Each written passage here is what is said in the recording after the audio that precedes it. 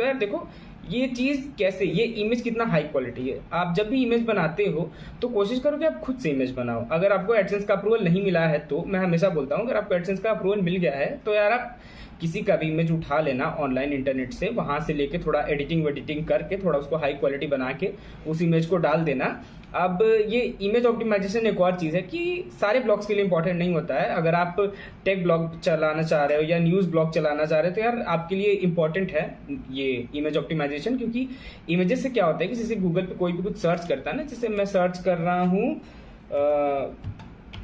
Blogging नहीं, मैं जैसे ब्लॉगिंग ही लिखता हूँ, ब्लॉगिंग टिप्स मैं सर्च कर रहा हूँ। मैं आपको यहाँ पे इमेजेस में दिखा दे रहा हूँ। आप देखो यहाँ पे गूगल ने कुछ ब्लॉगिंग से रिलेटेड जितने भी आर्टिकल्स होंगे उनके यहाँ पे इमेजेस पिक किए हुए हैं। आप देख सकते हो टॉप 25 ब्लॉगिंग टिप्स यहाँ पे आया हुआ है, ये रिजल्ट है, ये इमेज है। तो यार ये इमेज से भी कोई क्लिक करके वेबसाइट पे चला जाएगा, वेबसाइट पे जाके आर्टिकल पढ़ने लगेगा। इसीलिए इंपॉर्टेंट होते हैं इमेजेस। और इमेजेस से क्या रहता है ना कि और भी जितने सारे ब्लॉगर्स रहते हैं या ब्लॉग्स रहते हैं इंटरनेट पे, वो आपको बैकलिंक्स दे देते हैं। अगर आप वो आपका इमेज यूज कर रहे हैं कहीं पे तो क्रेडिट के तौर पे, तो यार आपकी वेबसाइट का डीए और पीए बढ़ता है ऐसे। तो यार मैं आपको पूरा फुल प्रोसेस बताता हूँ कि कैसे इमेज ऑप्टिमाइजेशन होता है या फिर आपको कैसे करना है। तो यार देखो, सबसे पहले अगर आप इमेजेस यूज करते हो आजकल के ज़माने में 2024 में, तो आप कोशिश करो उसको आप नेक्स्ट जेन फॉर्मेट में यूज करो। आप वेबपी कर सकते हो या फिर और भी किसी नेक्स्ट जेन फॉर्मेट में कर सकते हो। बहुत सारे नेक्स्ट जेन फॉर्मेट्स आजकल के ज़माने में आ चुके हैं जो कि सपोर्ट करते हैं ब्राउजर्स, आप कर सकते हो। वैसे तो मैं मोस्टली वेबपी में ही करता हूँ। वेबपी में करने के लिए आप अगर खुद से नहीं कन्वर्ट करना चाहते तो आप वर्डप्रेस पे प्लगइन लगा कर सकते हो या किसी कैशिंग प्लगइन से भी कर सकते हो ये काम। या फिर आप अगर आपको इतना दिमाग नहीं लगाना तो यार आप खुद से ही गूगल पे सर्च कर लेना जेपीजी टू वेबपी कन्वर्जन या पीएनजी टू वेबपी कन्वर्जन, आपको कन्वर्ट कर लेना अपने इमेज को। फिर उस इमेज को अपने आर्टिकल में यूज करना है। जब अपने आर्टिकल में इमेज को यूज करोगे तो आपको कोशिश करना है कि वो इमेज को आप सही जगह पे लगाओ। जैसे कि अगर आपका फीचर्ड इमेज है या कुछ एक्सप्लेन करने के लिए शुरू में इमेज है तो वो पहले होना चाहिए, आर्टिकल के ऊपर होना चाहिए, सबसे इंपॉर्टेंट चीज़ है। और उसके साथ साथ ही जो आल्ट टेक्स्ट होता है, आल्ट टेक्स्ट बहुत इंपॉर्टेंट होता है। जैसे कि ये live chat bot in WordPress है, तो यहाँ पे मैंने देखो आप आल्ट टेक्स्ट मैंने डाला हुआ है, यही मेरा आल्ट टेक्स्ट है, ये ऊपर है how to add live chat bot in WordPress, यही है। यहाँ मैंने उठा के आल्ट टेक्स्ट इसमें डाला हुआ है क्योंकि यार ये पहला इमेज है। पहला इमेज जब भी कोई डॉक्यूमेंट रीड करता है, कोई वेब ब्राउजर या पेज को रीड करता है तो वो सीक्वेंस में रीड करता है, तो उसके बाद ये मेरा आल्ट टेक्स्ट को पिक करेगा, टाइटल के बाद उसको रीड करेगा। इसीलिए मैंने यहाँ पे इसको डाला हुआ। ये एक अच्छा ऑन पेज एसईओ प्रैक्टिस है। अगर आपको ऑन पेज एसईओ से भी रिलेटेड वीडियो देखना या फिर आपको अच्छे से ऑन पेज एसईओ सीखना हो तो आप उसका वीडियो देख सकते हो इस वीडियो के डिस्क्रिप्शन बॉक्स में। साथ ही साथ क्या है कि अब कुछ लोग बोलेंगे कि भैया जैसे मैं इमेज बनाता हूं तो अब बताओ मैं उसको कितने पिक्सल का बनाऊं या कितने एस्पेक्ट रेशियो का बनाऊं।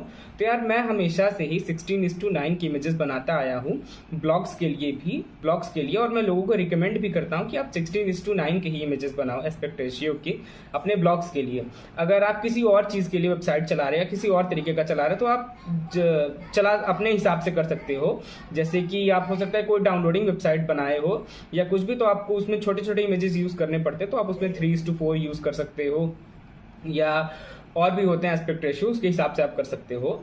तो यार आप यहाँ पे ये इमेज देख लो। इमेज को जब मैंने अपलोड किया हुआ है, अगर आप बिगिनर रहोगे तो आपको यहाँ पे आप साइड में देख लोगे ये गुटेनबर्ग एडिटर है। सबसे पहली बात तो मैं ये बता दे रहा हूँ, आपको यहाँ पे एस्पेक्ट रेशियो दिख जाएगा, ये ओरिजिनल मैंने रखा हुआ है। इमेज का जितना 16:9 ये उतना ही एस्पेक्ट रेशियो है। या आप मैंने कोई भी अपने से ऊपर से जोर जबरदस्ती इसका एस्पेक्ट रेशियो एडिट नहीं किया हुआ है। उसके साथ साथ ही आप हाइट विड्थ देख लो, ये जो मैंने डिफाइन करके इमेज बनाया हुआ है वही है, इसलिए मैंने ऑटो पे रखा हुआ है। और यहाँ पे इमेज जब बात आती है ये फुल साइज है वर्डप्रेस में, आप ये देख लो इमेज फुल साइज है। अगर मैं इसको यहाँ पे आके लार्ज करता हूँ तो आप देखो थोड़ा इसका क्वालिटी रिड्यूस हो गया इमेज का, थोड़ा पिक्सलेटेड लग रहा है। अगर मैं इसको मीडियम करूँगा तो आप देखोगे इमेज थोड़ा स्मॉल हो जाएगा। अगर मैं इसको थंबनेल करूँगा तो ये और स्मॉल हो जाएगा। आपको अपने हिसाब से आप कर लेना, आपको जैसे करना हो। वैसे तो मैं फुल साइज ही रखता हूँ, मैं इसको फुल साइज ही छोड़ दे रहा हूँ। तो ऐसे ही कुल मिला जुला के ये देखो इमेज ऑप्टिमाइज होता है। आप इमेज को अपने डिफाइन करते हो अपने आर्टिकल में, उसके साथ साथ ही ये जैसे कि कलर्स का आपको ध्यान रखना है। कलर्स में इमेज में आप कोशिश करना कि जब आप हाई क्वालिटी इमेज कोशिश कर रहे हो बनाने का, तो उसमें बहुत ज़्यादा चीज़ें लिखने की ज़रूरत नहीं है। आप कोशिश करना कि आप बोल्ड या बड़े बड़े टेक्स्ट यूज़ करो अपने इमेज को बताने के लिए कि इमेज में क्या चीज़ें हैं, वो किस चीज़ को डिफाइन कर रहा है। उसके साथ साथ ही अगर आप जैसे कि कोई एक न्यूज़ वाला वो ब्लॉग चला रहे हो, तो आपको वहाँ पे कैप्शन ज़रूरी है डालना। यहाँ पे तो मैंने कैप्शन नहीं डाला हुआ है, आप देख सकते हो।